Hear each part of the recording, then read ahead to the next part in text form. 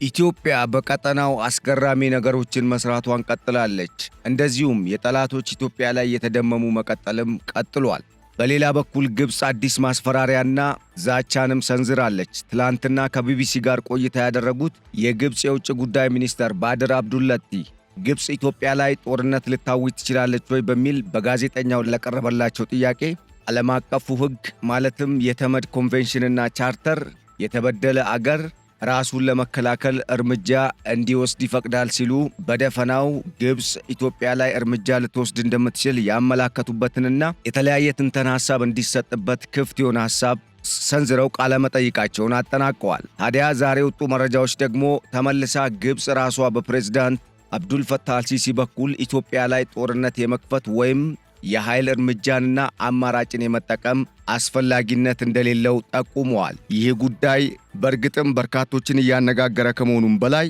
የግብጽ የተለያየ ሐሳብ በአንድ ቀን ልዩነት ያውም ትላንትናና ዛሬ እንደዚህ መባሉ የአፍ ወለምታ ወይስ ግብጽ በእርግጥ እያሴረች ያለችው ጉዳይ አለ የሚል ጥያቄ ስለማስነሳቱ ተነግሯል። በሌላ በኩል ግብጽ ይህንን አስተያየት በሰጠች በቀናት ልዩነት ፕሬዝዳንት ኢሳያስ አፈወርቂ ወደ ሳውዲ አረቢያ መግባታቸው ተሰምቷል። ትላንትና ሳውዲ አረቢያ የገቡት የኤርትራው ዘዋሪው አምባገነኑ ፕሬዝዳንት ኢሳያስ አፈወርቂ ኤርትራ አሁን ባለችበት አጣብቂኝ ውስጥ ሆና ለ4 ቀናት የሚቆይ የሳውዲ ጉብኝታቸውን ትላንት መጀመራቸው ተሰምቷል። በእርግጥም ፕሬዝዳንት ኢሳያስ አፈወርቂ ለልመና ወይስ እንደለመዱት አደራድሩን ሊሉን ሄዱት የሚለው ጉዳይ አሁንም አነጋጋሪ ሲሆን ነገር ግን እየወጡ ያሉ በተለይም አፈትልከው እየተሰራጩ ያሉ መረጃዎች ይህንን ጉዳይ የበለጠ እንድንተነትነው እንድናየው አስገድዷል። በዚህም በዛሬው የገበያ ሚዲያ ልዩ ጥንቅር የመረጃ ሰዓታችን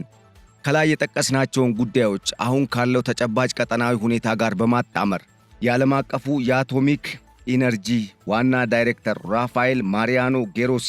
የቀድሞ የአርጀንቲናው ዲፕሎማት በዲሴምበር 3 2019 ስልጣን የዓለም አቀፉን የአቶሚክ ኢነርጂ በመሪነት ስልጣኑን የያዙት እኚህ ሰው ኢትዮጵያን ሲያንቆለጳጵሱና በተለይም ኢትዮጵያ የጀመረችውን አዲሱን የኒውክለር መርሃ ግብር የማስጀመሪያ ፕሮግራሟን ምክንያት በማድረግ የሰጡት የእንኳን ደስ ያላችሁና ኢትዮጵያ ዓለም አቀፍ መርን የተከተለ አካሄድ እየሄደች ነው የሚለው ማረጋገጫ ለኢትዮጵያ ትልቅ የዲፕሎማሲ ስኬት ሆኖ መመዝገቡን ያካተተ መረጃችንን ከዚህ እንደሚከተለው ለእናንተ በሚመች መልኩ እናቀርብላችኋለን። አብራችሁን እንድትቆዩ በመጋበዝ በቆይታችሁ እንደምታተርፉ እያመንን ለቻናሉ አዲስ የሆናችሁ ቻናሉን ሰብስክራይብ፣ ፕሮግራማችንን ደግሞ ላይክ እና ሼር እያደረጋችሁ ቆይታችሁ ከእኛ ጋር ያማረ እንዲሆን እየጋበዝን የምትሰጡን አዲስ ሐሳብ አስተያየት ካለ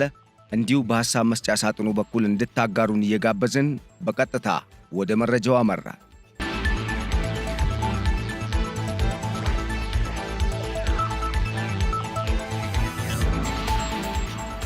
በትላንትናው ዕለት ከቢቢሲ ጋር ቆይታ ያደረጉት የግብፁ የውጭ ጉዳይ ሚኒስተር አነጋጋሪና በርካታ ተንታኞች የተለያዩ ሐሳቦችን እንዲሰነዝሩና በተለይም በኢትዮጵያና በግብፅ መካከል ያለው የታላቁ የህዳሴ ግድብንም ሆነ የአባይ ውሃን መሠረት ያደረገውን ውዝግብ በምን መልኩ ሊቋጭ ይችላል የሚለውን ጉዳይ አነጋጋሪ እንዲሆን ስለማድረጉ ተሰምቷል። እየወጡ ያሉ መረጃዎች እንዳመላከቱትም የውጭ ጉዳይ ሚኒስተሩ በርካቶችን ያነጋገረና አወዛጋቢ የሚባል ምናልባትም ዲፕሎማሲያዊ ትርፍን ለማግኘት ዓላማ ያደረገ ንግግርን ስለመናገራቸው ሲናገሩ፣ በሌላ በኩል ደግሞ እሳቸው ሚስጥሩን ያፈተለኩት ግብጽ የሆነ እርምጃ ለመውሰድ ዝግጅት እያደረገች ነው በሚል የተለያዩ የጂኦፖለቲክስ ጠበብቶች እየተናገሩ ይገኛሉ። የውጭ ጉዳይ ሚኒስተሩ ባድር አብዱለቲ በትላንትናው ዕለት ከቢቢሲ ጋር በነበራቸው ቆይታ ጋዜጠኛው ኢትዮጵያና ግብጽ መካከል ያለውን የአባይ ውሃን ውዝግብ በሚመለከት ግብጽ አዲስ ኃይል አማራጭ ልትጠቀም ወይም ወታደራዊ እርምጃ ልትወስድ ትችላለች በሚል ላቀረበላቸው ጥያቄ የተጎዳ ሀገር በዓለም አቀፉ ማለትም በተመድ ሕግና ቻርተር መሠረት ራሱን የመከላከል አስፈላጊ የሆነ ሕጋዊ እርምጃ እንዲወስድ ይደነግጋል በማለት ይህ ሁኔታ በዚህ መልኩ ሊታይ እንደሚገባው ማሳሰብ እፈልጋለሁ ሲሉ መናገራቸው የበርካቶችን ቀልብ ከመሳቡም በላይ በእርግጥም ንግግራቸው ምንን ዓላማ ያደረገ ነው የሚል የተለያየ ትርጉምና በትንታኔም ሐሳቦች እንዲንሸራሸሩበት አድርጓል። በትላንትናው የቢቢሲ ቃለ መጠይቅ ላይ የዚህ አይነቱን ሐሳብ የሰነዘሩት የግብጽ የውጭ ጉዳይ ሚኒስተር ባድር አብዱለቲ ከዚህ ቀደምም ቀጠናውን የሚያተራምስ በሀገራት መካከል ደግሞ ከፍተኛ ውዝግብንና ምናልባትም ወደ ቁርሾ የሚያስገባ የተለያየ ንግግርን ሲናገሩ መሰንበታቸው የሚታወቅ ነው። ምንም እንኳን ባድር አብዱለቲ አሁን ላይ በግብፅ የውጭ ጉዳይ ሚኒስተርነት ስልጣን እየቀጠሉ ቢሆንም የዚህ አይነቱ ተደጋጋሚ ጀግና ለመሆን የሚያደርጉት ንግግርና ከፕሬዝዳንት አብዱልፈታህ አልሲሲ ዕውቅና ውጪም አንዳንድ ጊዜ የሚሰነዝሯቸው አስተያየቶች በቀጣይ በሚደረገው በሀገሪቱ ይኖራል ተብሎ በሚታሰበው ምርጫ ፕሬዝዳንት አብዱልፈታህ አልሲሲን ወክለው ወደ ስልጣን ለመምጣት ካላቸው ፍላጎትና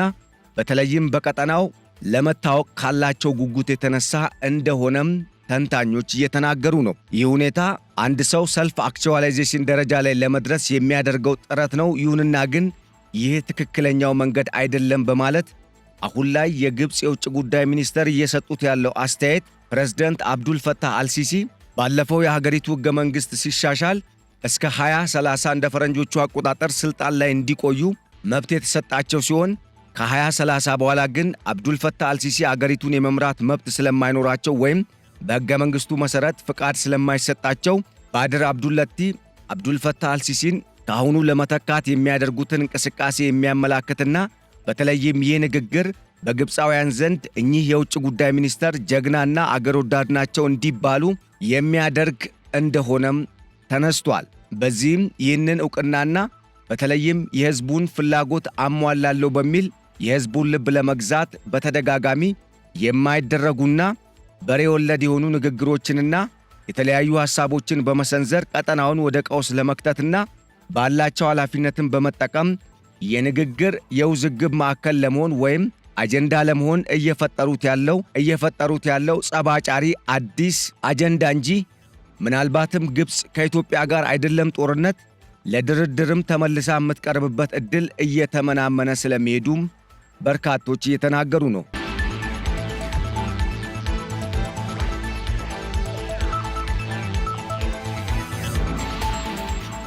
ይህ ደግሞ የሆነ የመጣው ግብፅ አሁን ላይ በታላቁ የህዳሴ ግድብና በአባይ ወንዝ ዙሪያ ከኢትዮጵያ ጋር የምትነጋገርበት ሁኔታዎች በስፋት እየተቋጩ መሆናቸውና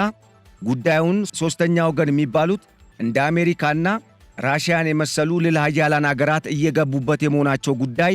ይህ ጉዳይ ቀድሞውንም እንደታሰበው ከግብፅና ከኢትዮጵያ እጅ በተለይ ደግሞ ከግብፅ እጅ የወጣ እንደሆነ ጠቁመዋል። በሌላ በኩል ፕሬዝዳንት አብዱልፈታህ አልሲሲ ትላንትና የውጭ ጉዳይ ሚኒስተሩ ባድር አብዱለቲ ከሰጡት አስተያየት በተቃረነ መልኩ ይህ ሁኔታ አያዋጣንም፣ ከኢትዮጵያ ጋር ወደ ጦርነት ውስጥ መግባት ለኛ አዋጪ አይደለም ሲሉ ለከፍተኛ የጦር አመራሮቻቸውና ዲፕሎማቶቻቸው እንደዚሁም ለሲቪል ባለስልጣናቶች በስብሰባ ላይ የመናገራቸው ጉዳይ የበርካቶችን ቀልብ ከመሳቡም በላይ አነጋጋሪ የሆነ ሲሆን ሁለቱ መሪና ተመሪዎች እንዴት መግባባት አቃታቸው የሚልም ጥያቄን አስነስቷል። ጉዳዩን በሚመለከት የሃድሰን ኢንስቲትዩት ተመራማሪ የሆነው ጆሹዋ እንደተናገረው አብዱልፈታህ አልሲሲ ከዚህ ቀደም ከኢትዮጵያ ጋር ባለው ውዝግብ ኢትዮጵያና ግብፅ ወደ ጦርነት ሊገቡ ይችላሉ በሚል የተለያዩ ሐሳቦች በስፋት ሲነሱ በነበረበት ወቅት ፕሬዝዳንት አብዱልፈታህ አልሲሲ ለከፍተኛ የጦር አመራሮቻቸውና የቅርቤ ለሚሏቸው የሲቪል ባለስልጣናት ከኢትዮጵያ ጋር ጦርነት ውስጥ መግባት አያዋጣንም፣ ኪሳራ ላይ ይጥለናል፣ ለዚህም በርካታ ምክንያቶች አሉ ሲሉ ግድቡ የሚመታ ከሆነ ግድቡ ሙሉ በሙሉ መያዝ የሚችለውን ውሃ ስለያዘ ለግብፅም ሆነ ለሱዳን ከፍተኛ የሆነ አደጋ የሚያመጣ በራሱ ትልቅ ችግር የሚፈጥርብን ተጽዕኖንም ለመቋቋም የሚያቅተን ይሆናል በማለት የመጀመሪያ ነጥብ አድርገው ያነሱ ሲሆን በሁለተኛነት የኢትዮጵያ መልክዓ ምድራዊ አቀማመጥና ኢትዮጵያ ለዘመናት አሁን ድረስ እየሰራች ያለችውና የአየር ክልሏን ለመጠበቅ እያጠናከረች ያለችው ጦሯና የአየር ኃይሏ የፈለግነውን ዓላማ እንድናሳካ አያደርግልንም፣ የኛ አንድ ግድብ ጥቃት ቢደርስበት የሚፈጠረውን ታውቆ የለወይ ሲሉ መናገራቸውን ጆሹዋ ተናግሯል። በሌላ በኩል አሁን ላይ በኢትዮጵያና በግብፅ መካከል ያለው ውዝግብ ወደ ድርድር ሊሄድ የሚችልበት አጋጣሚ የተፈጠረ የመሆኑ ጉዳይና ምናልባትም ኢትዮጵያ እምቢ ማትል ከሆነ ወደ ስምምነት ልንደርስ እንችላለን፣ እኛም ልንተው የሚገባ ነገር እንዳለ ይሰማኛል ሲሉ ተናግረዋል ሲል ጆሹዋ ጠቁሟል። ጆሹዋ የፕሬዝዳንቱን ንግግር ዋቢ በማድረግ አራት መሠረታዊ የሚባሉ ግብፅ ኢትዮጵያ ላይ ወታደራዊ እርምጃ እንዳትወስድ የሚያደርጓት ነገሮች አሉ ሲል የጠቆመ ሲሆን ከዚህ ቀደም ግብፅና ኢትዮጵያ ወደ ጦርነት መግባት ቢኖርባቸው ኖሮ ረፍዷል ይገቡ ነበረ። ይሁንና ግን አሁንም ድረስ የድርድርና ነገሮችን በሰላም የመፍታቱ ሂደት አማራጭ መሆን እንዳለበት በመጠቆም ይህ አማራጭ አሁንም ድረስ በጠረጴዛ ዙሪያ እንዳለ አመላክቷል ተብሏል። ሌሎች ጉዳዩን የተመለከቱ የጂኦፖለቲክስና የዓለም አቀፍ ግንኙነት ተንታኞች በበኩላቸው ይህ ጉዳይ አሁንም ድረስ የተለያዩ ሐሳቦች የሚሰነዘርበትና በተለይ አገራቱ ኢትዮጵያ የታላቁ የኢትዮጵያ ህዳሴ ግድብን ገንብታ ካጠናቀቀችና ግድቡም ወደ ሥራ ከገባ በኋላ በኢትዮጵያ የመጣውን ለውጥና ኢትዮጵያ እየተጎናጸፈች ያለችውን ዓለም አቀፍ የዲፕሎማሲ ስኬትን መሠረት በማድረግ ግብጾች ጭንቅ ውስጥ በመግባታቸውና በቀጠናውም ላይ እንደ ከዚህ ቀደሙ ጊዜ የነበራቸው ተቀባይነትና የበላይነት እየተመናመነና እየተዳከመ የመምጣቱ ጉዳይ አሁን ላይ ኢትዮጵያ ላይ በሁሉም አቅጣጫ የሚሉትን ጦርነት ለመክፈት እንዲዳዳቸው ስለማድረጉ በመግለጽ ይሁንና ግን ግብፅ አሁንም ቢሆን ኢትዮጵያን መውጋት እንኳን ብትፈልግ የእጅ አዙር ጦርነት እንጂ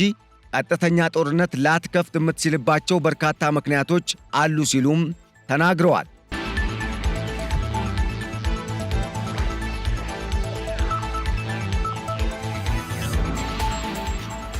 በሌላ በኩል ኢትዮጵያና ግብፅ አሁን ላይ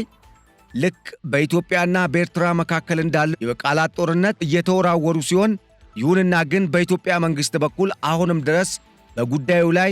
ግብፅ ስምምነትን የማትወድ በፍትሐዊነት የማታምንና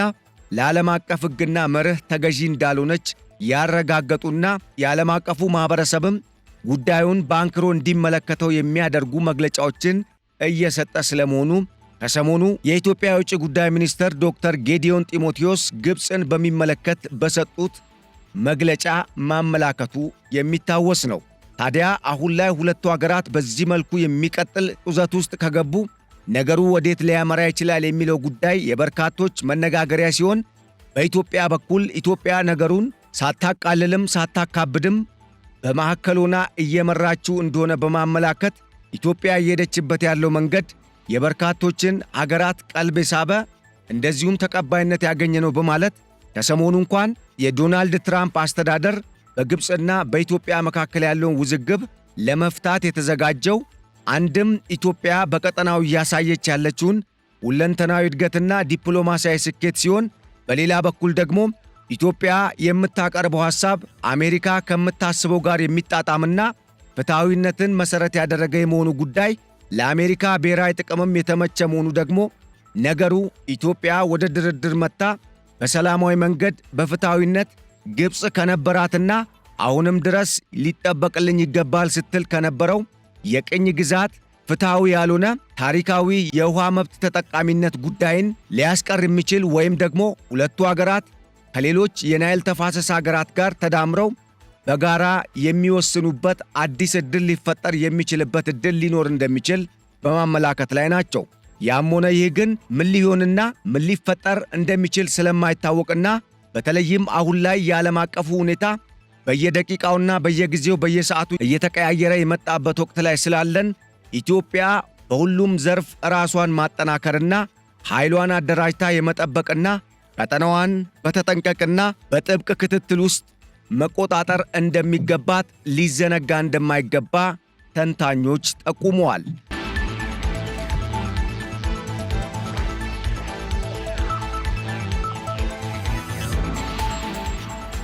በሌላኛው ምዕራፍ ደግሞ ፕሬዝዳንት ኢሳያስ አፈወርቂ ለ4 ቀናት የሥራ ጉብኝት በሚል ወደ ሳውዲ አረቢያ መግባታቸው ተሰምቷል። ፕሬዝዳንቱ በሳውዲ አረቢያ በሚያደርጉት ቆይታ ከሳውዲ አረቢያ ከፍተኛ የመንግሥት ባለሥልጣናትና አልጋወራሹን ንጉሥ ሙሐመድ ቢን ሰልማንን ጨምሮ አባቱንም ያናግራሉ ተብሎ የሚጠበቅ ሲሆን ከዚህ ቀደም በነበረው የታሪክ ሂደት የአሁኑ የፕሬዝዳንት ኢሳያስ አፈወርቂ የሳውዲ አረቢያ ጉብኝት የሚጠበቅ እንደሆነ የሚተነትኑ ተንታኞች እንዳስረዱት ከዚህ ቀደም ኢሳያስ አፈወርቂ ሲጨነቁና ሲጠበቡ ወይም ደግሞ ሥልጣናቸውን የሚነቀንቅ አሊያም በኤርትራም ሆነ በኢትዮጵያ መካከል የሆነ ግጭት ሲፈጠር በቀጥታ ሊሄዱ የሚችሉትና ሲሄዱም የነበሩት አንዴ ግብፅ፣ አንዴ ሳውዲ አረቢያ ወይም ደግሞ ነገሩ ቀለል ያለ ከሆነ ሱዳን እንደሆነም ተጠቁሟል። በዚህም መሠረት ከሰሞኑ ነገሮች እየተባባሱ መምጣታቸውን ተከትሎና በተለይም ኢሳያስ አፈወርቂ በኢትዮጵያም ሆነ በሌላ ኃያላኑ ቀጠናው ላይ ጥቅም አለን በሚሉ ጉልበታሞች አገር ከፍተኛ ጫና እየተደረገባቸው ከመምጣቱ ጋር ተያይዞ ጭንቁ ውስጥ የገቡት ፕሬዝደንት ኢሳያስ አፈወርቂ አሁን ወደ ሳውዲ አረቢያ ያደረጉት ጉብኝት የሚጠበቅና ምናልባትም እንደለመዱት ሳውዲ አረቢያን ለመለመን እንደሄዱ ያመላከተ ነው ተብሏል። በሌላ በኩል አፈትልከው የወጡ የዲፕሎማቲክ መረጃዎች እንዳመላከቱትና የዲፕሎማሲ ምንጮች እንዳረጋገጡት የኢትዮጵያ ጀቶች አሁን ላይ በጣም አደገኛ ናቸው። የኢትዮጵያን ጀቶች ለመከላከል ዘመናዊ የሆነ ጸረ ጀት የራዳር ሲስተም ያስፈልገናል። ይህንን እንድትረዱን እንፈልጋለን። እንደዚሁም ገንዘብም እንድትሰጡን እንሻለን ሲሉ ለሳውዲ ባለሥልጣናት እንደገቡ ጥያቄ ስለማቅረባቸውም የዲፕሎማቲክ ምንጮች አረጋግጠዋል ተብሏል። በሌላ በኩል ፕሬዝደንት ኢሳያስ አፈወርቂ የጤና ሁኔታቸው አሁንም አሳሳቢ እንደሆነ የሚገልጹ ሰዎች ፕሬዝደንቱ የቀናት ወይም የጊዜ ጉዳይ ካልሆነ በስተቀር ይህ ነገር ይፋ ይሆናል፣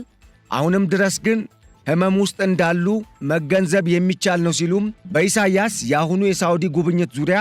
እየተሰጡ ያሉ ሐሳብና አስተያየቶች ማመላከታቸው ተሰምቷል። ያም ሆነ ይህ ለ4 ቀናት በሳውዲ አረቢያ ይቆያሉ የተባሉትና ትላንትና ከአራቱ ቀን አንዱን ቀን የጀመሩት የኤርትራው ፕሬዝደንት ኢሳያስ አፈወርቂ አሁንም ድረስ በሳውዲ አረቢያ የተለያዩ ባለሥልጣናትን እያነጋገሩ ሲሆን ሳውዲ አረቢያም ኤርትራ ከኢትዮጵያ ጋር ለማድረግ አሁን ላይ በእንቅስቃሴ ላይ ላለችው ጦርነት ድጋፍ እንድታደርግላት ጥያቄ ሊያቀርቡ ይችላሉ የሚለውና ከሰሞኑ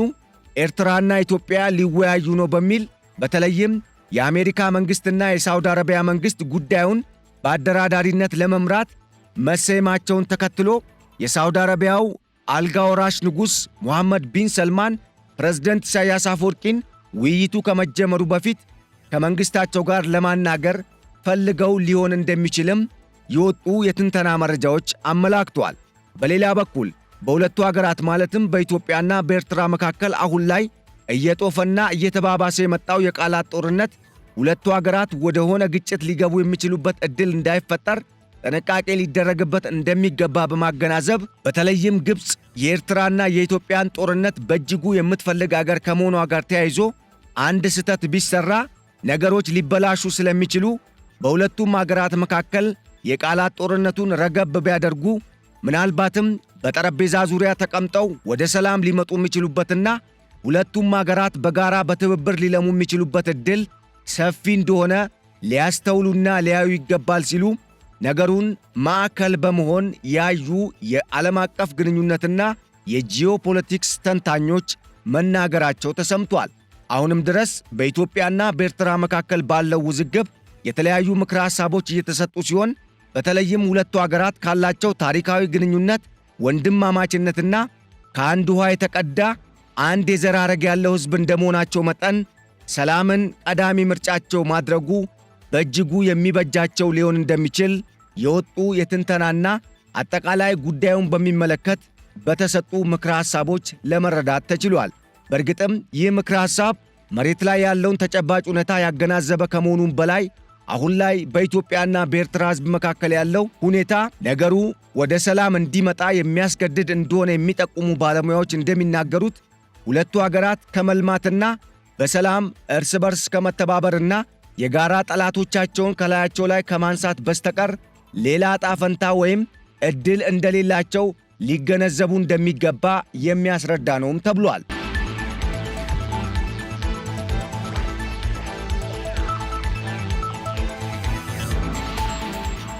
በሌላ በኩል ኢትዮጵያ የጀመረችውና ሰሞኑን ይፋ የሆነው የኒውክሌር ፕሮግራም መጀመሩን ተከትሎ የዓለም አቀፉ የአቶሚክ ኢነርጂ ኤጀንሲ ዋና ዳይሬክተር ራፋኤል ማሪኖ ጎሮሲ ትላንትና ኢትዮጵያን በሚመለከት የሰጡት አስተያየት የበርካታ ዜጎችን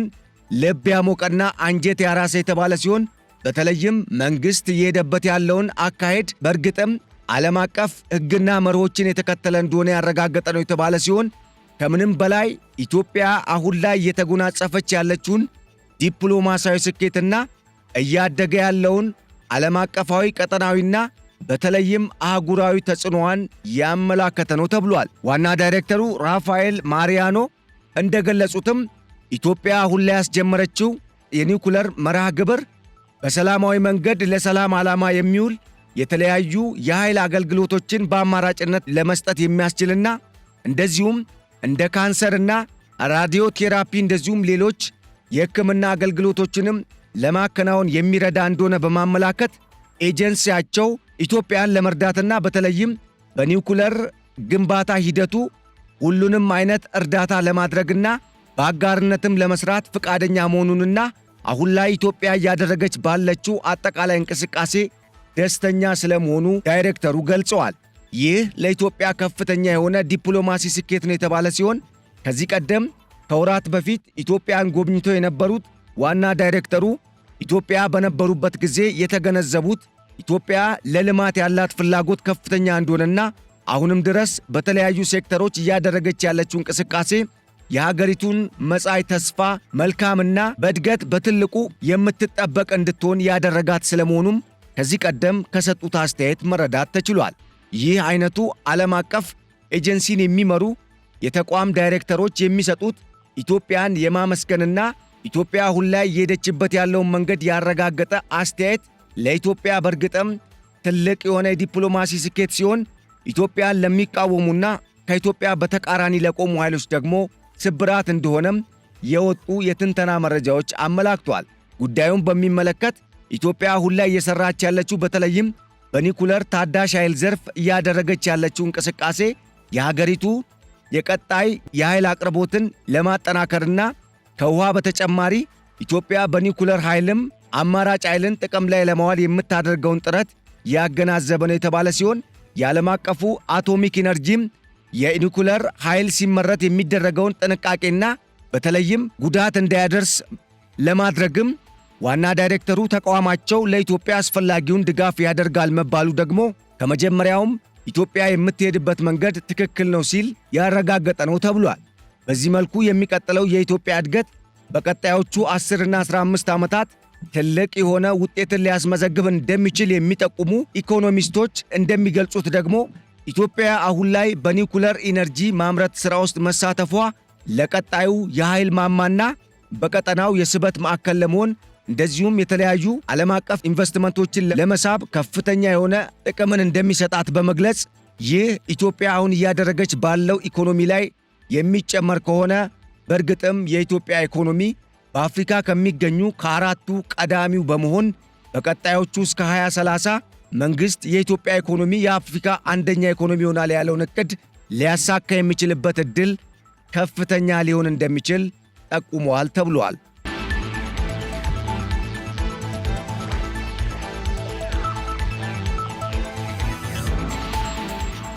ውድ አድማጭ ተመልካቾች ለዕለቱ ያዘጋጀንላችሁ የገበያ ሚዲያ ልዩ ጥንቅር የመረጃ ፕሮግራማችን የሰማችሁትን ይመስል ነበር። ስለተከታተላችሁን በማመስገን ቸር ተመኘን። ሰላም።